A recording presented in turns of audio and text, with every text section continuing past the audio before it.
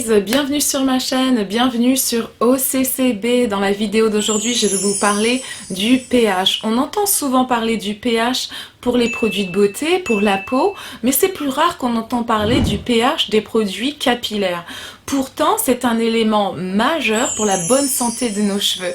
Alors aujourd'hui, je vais vous expliquer ce qu'est le pH, son influence sur nos cheveux, et à la fin de cette vidéo, je vais vous donner un petit conseil, un bonus pour pouvoir rééquilibrer le pH de vos produits capillaires à la maison. On y va! Avant de parler du pH, s'il vous plaît les beauties, j'ai une petite faveur à vous demander, parce que je la demande pas maintenant, à chaque fois j'oublie, et puis ça m'énerve quand je me rends compte que j'ai oublié de demander.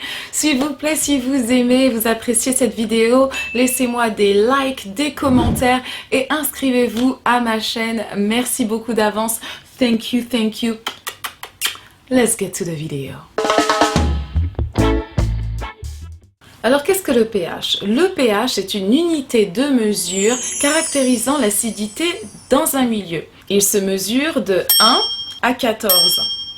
Un produit avec un pH de 7 est considéré comme neutre, c'est le cas notamment de l'eau. S'il est supérieur à 7, il est considéré comme alcalin. Et s'il est inférieur à 7, il est considéré comme acide. Le pH des cheveux est entre 4,5 et 5,5 et il est très important de le maintenir afin d'avoir des cheveux en forme. Alors on peut voir que les produits capillaires qu'on utilise et le pH de ces produits ont une influence directe sur le pH de nos cheveux et peut le changer. Par exemple, si on utilise un produit avec un pH très élevé, donc alcalin, il aura tendance à ouvrir les écailles de nos cheveux, les rendant plus faibles, rêches et ternes. Tandis que si on utilise un produit avec un pH faible, plus acide, l'écaille de nos cheveux se refermera et du coup nos cheveux seront plus brillants, plus sains, plus forts. Donc il est super important en fait de connaître le pH des produits capillaires qu'on utilise tels que le shampoing, l'après-shampoing ou les lotions pour les cheveux. Alors comme je vous le disais en introduction, en fait, on ne trouve pas souvent cette information du pH des produits capillaires qu'on utilise sur la bouteille. Donc je vous recommande de vous procurer ces petites bandelettes. C'est un test, donc c'est très simple à utiliser.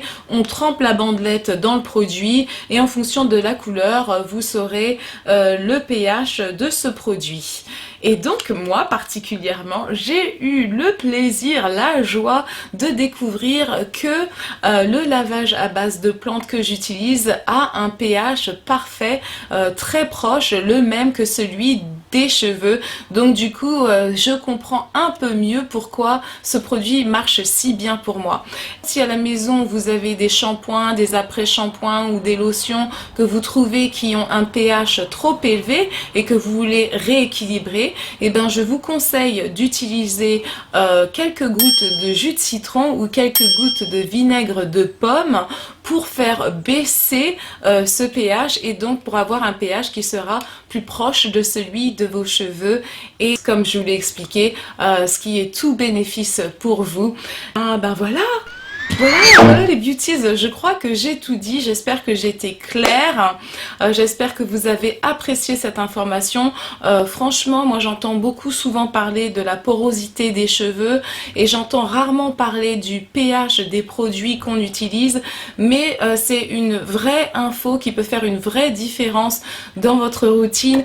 Donc encore, n'oubliez pas de me dire si cette vidéo vous a plu, n'oubliez pas de la liker, de me laisser des commentaires et de vous inscrire à ma chaîne.